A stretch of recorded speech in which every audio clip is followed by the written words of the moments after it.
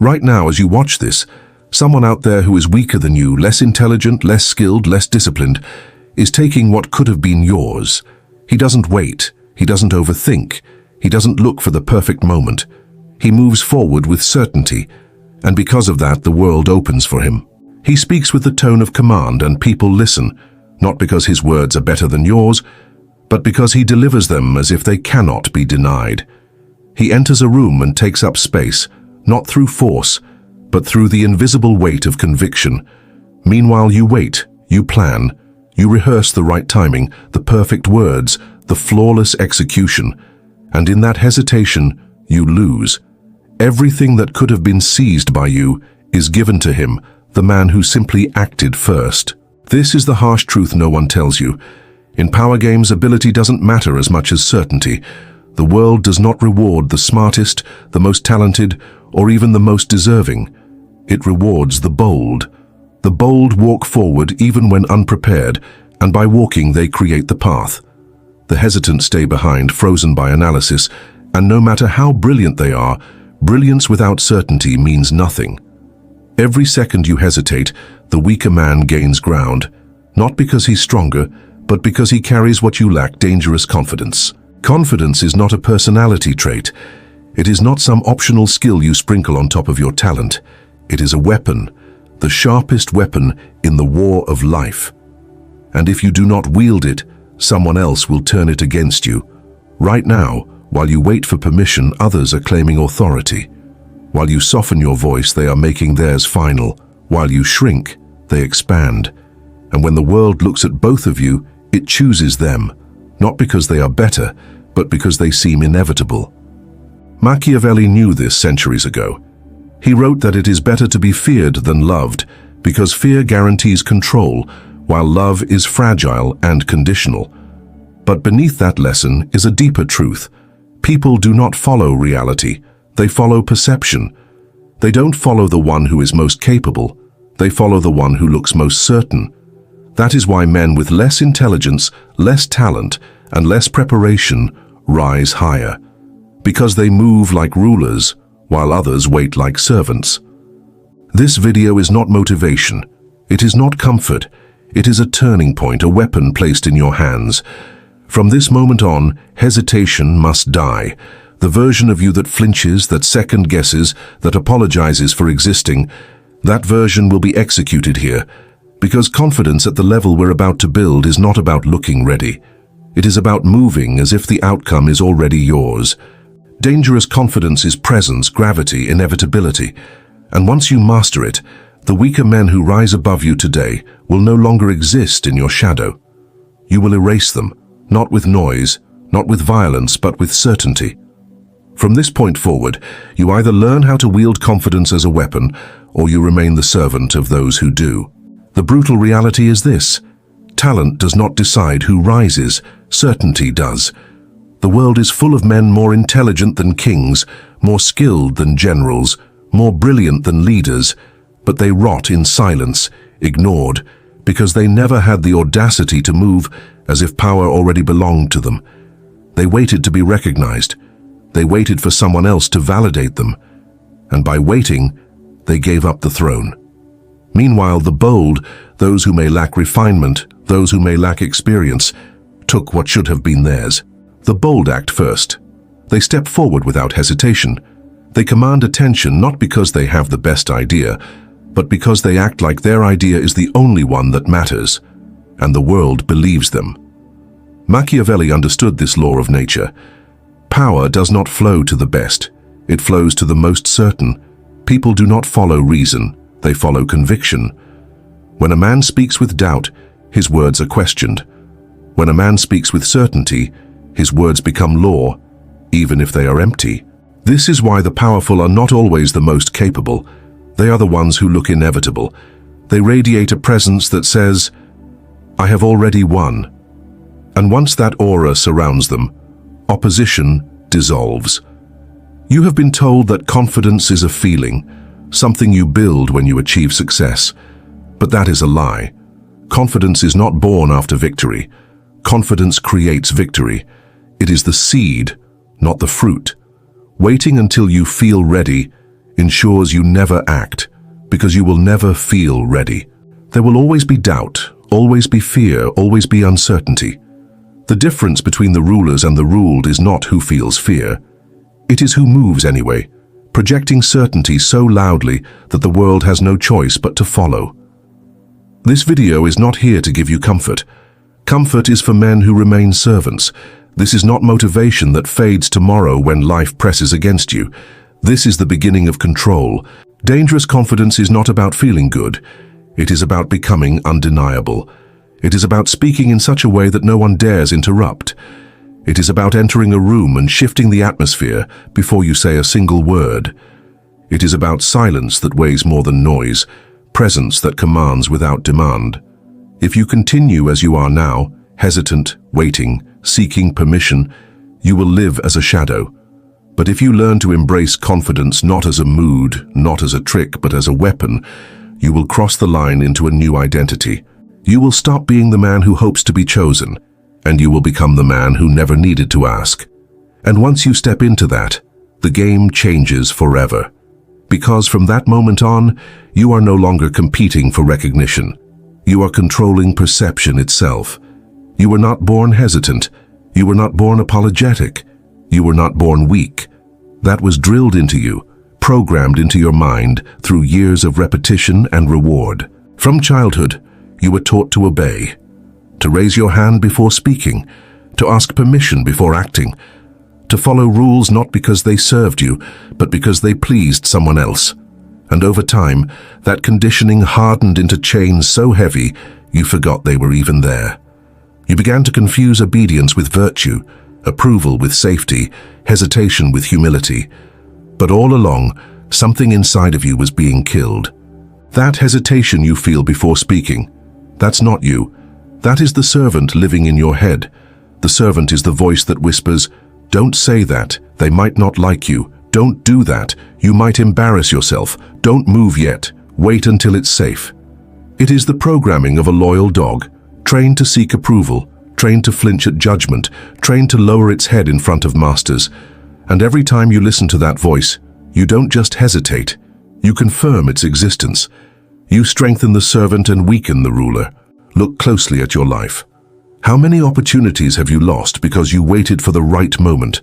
How many times have you apologized for simply existing, softening your tone, shrinking your presence, nodding too quickly, laughing nervously, lowering your eyes? These are not small habits. They are the movements of a slave, not a strategist. And make no mistake, the world sees it. People recognize servants instantly.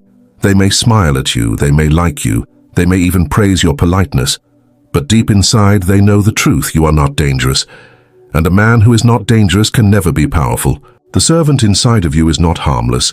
He is your greatest enemy.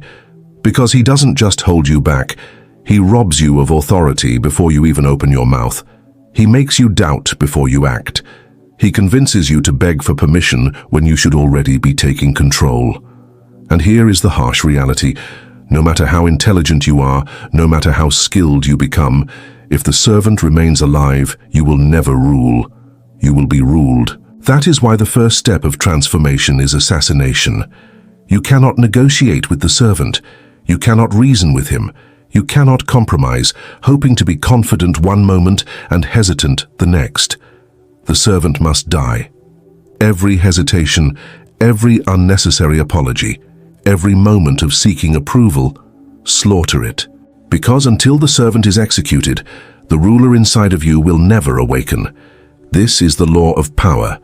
Two voices cannot rule one mind. Either the servant commands you, or the ruler does. And until you make the choice, you will remain trapped in the weakest prison of all, the one you built inside your own head. Machiavelli never begged. He never asked the world for permission to be heard. He understood something most men never will, that hesitation is death and certainty is power. In the royal courts of Renaissance Italy, where betrayal lurked in every smile and daggers hid behind every gesture, he watched men rise and fall not by strength, not by intelligence, but by presence. The rulers who survived weren't always the strongest. Often it was the one in the corner, the man who spoke little, who observed, who calculated, who commanded the most fear. Because silence in the right hands is not emptiness, it is control. Machiavelli observed that power rarely belonged to kings who shouted commands or nobles who demanded respect. It belonged to the man no one could predict, the one who appeared calm while others panicked, the one who moved slowly, deliberately, as if he had already decided the outcome before the game began. That man didn't need to raise his voice. He didn't need to prove himself. His certainty alone forced others to lean in, to wonder, to fear what he might do next. That is the essence of dangerous confidence, when your presence becomes a question that others cannot answer. Think about it. A man who talks too much, who explains himself constantly, who rushes to prove his worth, he is transparent, predictable, weak. But a man who says little, who carries himself with composure, who speaks only when necessary, he becomes a threat. Because no one knows what he's thinking, no one knows when he'll move, no one knows what he wants. And in that uncertainty, he controls the entire room. This is why silence terrifies people more than anger. Anger can be measured. Silence cannot. Machiavelli recorded these truths in The Prince. He warned that those who seek approval will never command respect. He declared that asking for power is the surest sign you do not deserve it. For him, hesitation was weakness, and weakness was death. He studied the rulers who thrived, and he saw the same pattern. They acted with boldness, with inevitability, with cold calculation. They didn't wait for validation. They seized control and let the world catch up. That is why his teachings still resonate centuries later, because human nature hasn't changed. The bold still rule, the hesitant still serve. This is the shadow you must learn to step into. You are not here to be polite. You are not here to be liked. You are here to become unreadable, unshakable, undeniable. You are here to command without noise, to project power without effort, to turn silence into a weapon sharper than any blade. The kings of the past understood this truth. The predators of today use it instinctively. And now it is your turn. Because until you learn to carry yourself like the man who doesn't ask, doesn't rush, doesn't flinch, you will remain exactly what the world wants you to be, manageable. And manageable men are never dangerous. From this point forward, hesitation is no longer an option. Every time you shrink, you surrender. Every time you explain, you bleed authority. Every time you apologize without reason, you hand your power to someone else. If you want dangerous confidence, you must replace hesitation with inversion. Every impulse to retreat becomes a command to advance. Every urge to soften your words becomes an order to sharpen them. Every instinct to nod in agreement becomes a deliberate choice to hold your silence and force others to question theirs. Here is the first rule. Expand when you want to shrink. When your body tells you to make yourself smaller, take more space. Straighten your spine. Broaden your stance. Walk as if you belong, even when you don't. This doesn't just change how others see you, it changes how you see yourself. Your presence becomes weight, and weight is power. The second rule, pause when you want to explain. Explanations are confessions. They reveal fear. They expose insecurity. When you stop defending, you stop bleeding power. Instead of proving yourself, let silence do the work. Let others squirm. Let them guess. Let them reveal their weakness while you maintain control. Silence after certainty is a weapon. The third rule, stare when you want to apologize. Weak men rush to say sorry for things that don't require it. They apologize for existing, for speaking, for taking up space. Eliminate this reflex. When the urge comes, hold your gaze instead. A calm stare unsettles the insecure more than any apology could soothe them. It tells them you don't need their forgiveness because you never believed you were wrong in the first place. The fourth rule, speak as if your words are decisions, not suggestions. Cut out softness. Remove I think, maybe, just, if that's okay. These are escape hatches for the weak. Burn them. Every sentence you speak should feel final, not up for debate, not open to negotiation. You speak like your words are already reality, and the world will bend itself to match. And finally, move slower than everyone else. The nervous rush, the insecure stumble. The servant hurries to prove himself, but predators never sprint until it is time to strike. Slow, deliberate movements signal control. They broadcast certainty. They say, I am not rushed because I already own the outcome. Understand this. Dangerous confidence doesn't come from waiting until you feel ready. It comes from doing exactly what the servant inside of you would never dare to do. Walking taller, taking space, speaking less, but with finality. Moving slower, but with precision. Every one of these rules is a strike against the inner slave that has controlled you until now, and every strike forges the ruler you were meant to become. Confidence is not a mindset. It is not a temporary boost, a motivational spark, or a trick you use when the pressure rises. Confidence is an identity. It is the man you become when hesitation dies, when apologies burn away, when every trace of the servant is executed. You don't act confident. You inhabit it. You wear it like skin. It ceases to be something you perform and becomes the way you exist. That is the level you must reach, where confidence is no longer effort, but essence. Think of how you see yourself now. Do you imagine the man who nods too quickly, who lowers his tone, who rushes to justify himself? That is not identity. That is programming. And programming can be rewritten. The dangerous man rewrites his identity, not with affirmations, but with elimination. If a thought makes him small, he destroys it. If a habit makes him hesitate, he confronts it. If a person makes him weak, he cuts them out with precision. There is no negotiation, no compromise. The new identity is built from subtraction, not addition. You do not need to become more. You need to kill what should never have been there in the first place. Understand this. Nice men are not respected. They are used. They are tools passed from hand to hand, praised for their politeness until they are no longer useful, then discarded. The world rewards precision, not niceness. Authority, not approval. Ruthlessness, not validation. And once you understand this, you will never again mistake being liked for being powerful. The ruler doesn't need to be liked, he needs to be obeyed. When confidence becomes your identity, every action shifts. You no longer speak with the rising tone of uncertainty. You speak with finality. You no longer move quickly to fill silence.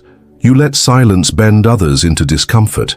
You no longer see rejection as failure. You see it as clarity, as information, as positioning.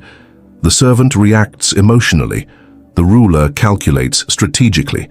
This is the identity shift, moving from the man who waits to the man who decides. From this moment, you must stop chasing confidence like it is something external, something to be gained when circumstances improve.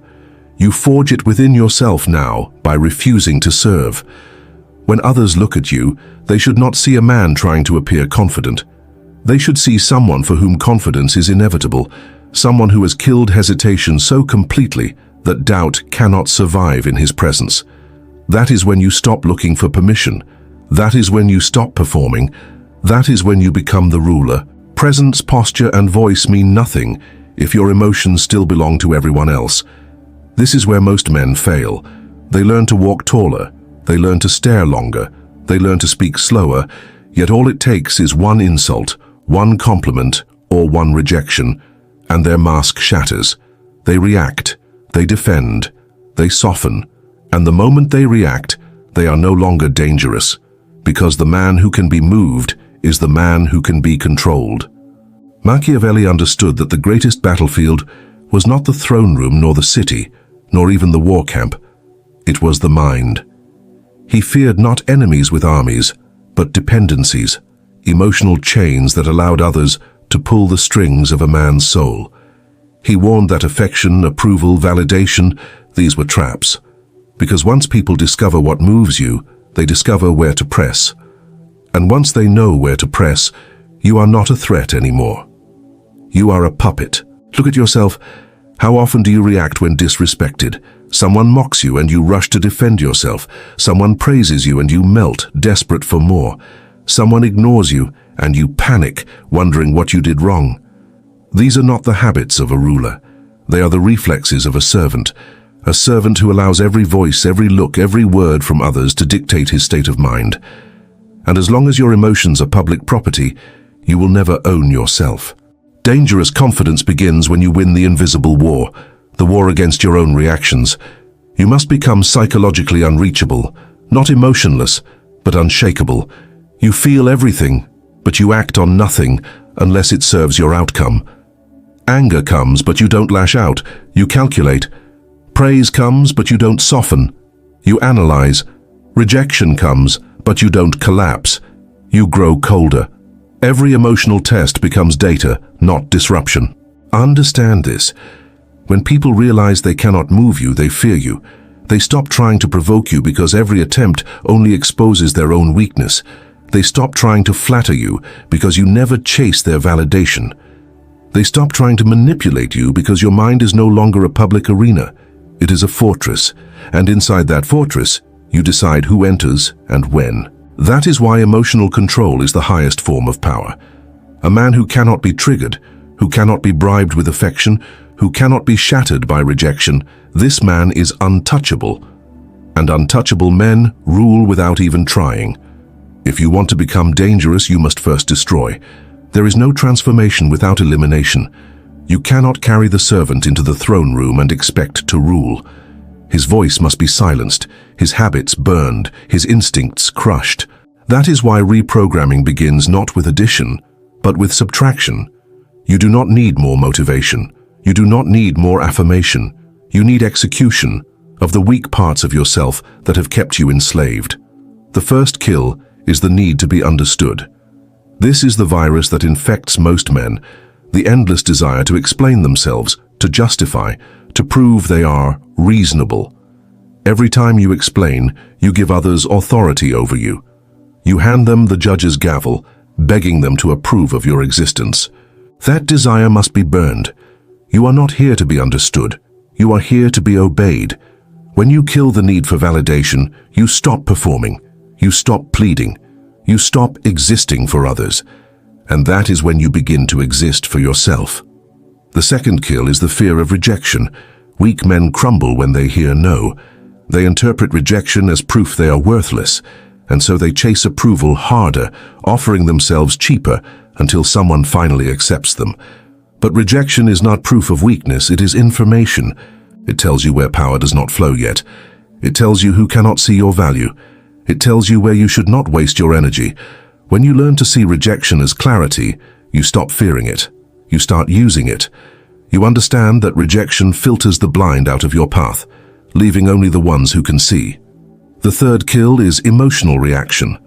Anger, when expressed without purpose, is a gift to your enemies.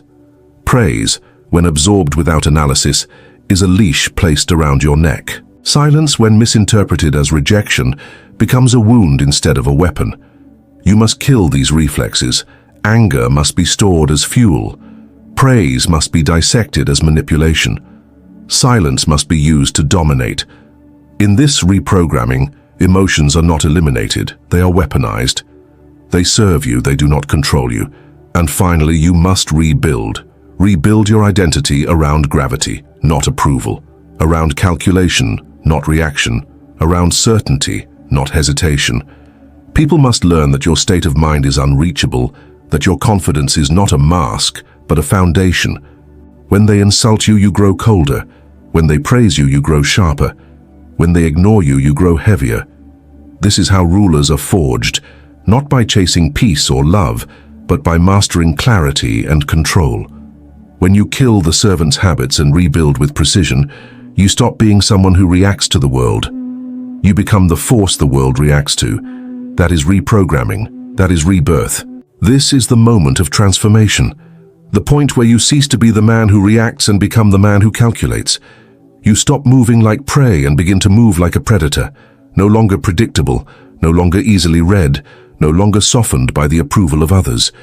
You cross the threshold into the rarest identity, the unreachable man, the one who cannot be moved, cannot be manipulated, cannot be controlled. And it is this state that separates rulers from the ruled. When you enter a room, you no longer look for eyes of approval. You do not glance around to measure if you are accepted. Instead, you observe, you absorb. You let others reveal themselves first, because the one who speaks first usually exposes his hunger, his insecurity, his weakness. You say less, but every word you do say carries finality. It is not conversation, it is decision. And as others adjust themselves to you, They feel it. The shift in atmosphere, the weight of gravity they cannot ignore. You no longer chase attention. You command it without effort. Rejection no longer wounds you. You see it as a filter, a tool that clarifies who belongs in your orbit and who does not. Praise no longer excites you. You treat it as intel. Why are they flattering you now? What do they want in return? Insults no longer sting you. You extract data. What weakness in them does this insult attempt to cover? Every emotional test becomes a puzzle, and puzzles are solved by rulers, not victims. This is what makes you unreachable. Not emotionless, but untouchable. You still feel everything: anger, joy, temptation, doubt, but none of it owns you anymore. You choose what to use, when to strike, and when to remain still. Others may try to provoke you, but they fail. They may try to lure you with validation, but you laugh. They may try to ignore you, but your presence grows heavier in silence. Slowly, inevitably, they stop testing you. They stop trying to move you, because they realize the truth. You are the one man they cannot bend. And that realization is terrifying, because in a world where everyone is trying to control everyone else, the one who cannot be moved becomes the one who controls all. That is the apex of dangerous confidence, not louder words, not bolder actions, but the cold, unshakable aura of inevitability. You walk like you have already won. You speak like your words are beyond debate. You move like someone who does not compete because he has already chosen himself as victor. That is the unreachable man. That is the man people fear. That is the man you must become. If you're ready to take these strategies beyond theory, check the pinned comment. The link I left there is the next step to becoming truly untouchable. You are no longer here to fit in. You are not here to be accepted, approved, or understood. You are here to dominate silently, to bend outcomes, to move through the world with such gravity that others cannot help but orbit you. Understand this. Legends are not remembered because they shouted the loudest or begged the hardest. They are remembered because they were undeniable. They existed with such certainty that the world reshaped itself around them. That is your task now, to step into the space of inevitability where doubt no longer touches you, where hesitation no longer chains you, where permission no longer matters. The man you were, the one who over-explained, who softened his voice, who apologized for taking up space, he is gone, dead, executed. In his place now stands a presence that does not chase, does not beg, does not bend. A man who rewired himself into something colder, sharper, unreachable. You no longer need validation because you already chose yourself. You no longer seek approval because approval cannot add to what you already are. And you no longer ask for recognition because recognition now follows you like a shadow. This is not self-help. This is not motivation. This is war. And you have just been armed with silence that cuts deeper than words, armed with posture that shifts rooms before you speak, armed with a voice that carries finality instead of doubt, armed with an identity that refuses to serve. You are no longer a tool to be used by others. You are no longer a puppet on the strings of approval, fear, or rejection. You are the strategist now. Cold, calculated, feared. So here is your command, not your request. If you are done hesitating, if you are ready to kill the servant and awaken the ruler, act. Like this video, not because you want to support, but because you are declaring that hesitation has died here. Subscribe to the Cold Strategist, not as a follower, but as an initiation into the ranks of those who are no longer controlled, no longer predictable, no longer weak. This is not entertainment. This is the manual of power, and only those who obey its laws will rise. When you leave this screen, the test begins. Will you go back to explaining, apologizing, seeking, or will you move as if every step is already a decision? Will you remain a servant in your own mind, or will you carry yourself as the ruler who no longer competes because he has already claimed victory? The choice is yours, but understand this: the world bows to certainty, not potential. From this point forward, hesitation is death, and confidence is war. And if you follow the path laid before you, you will become not just confident, but dangerously confident, the kind of man they cannot control, cannot predict, and will never forget. This is your final order. Stop waiting, move, command, dominate. Because now you are no longer a man chasing power. You are the weapon they never saw coming.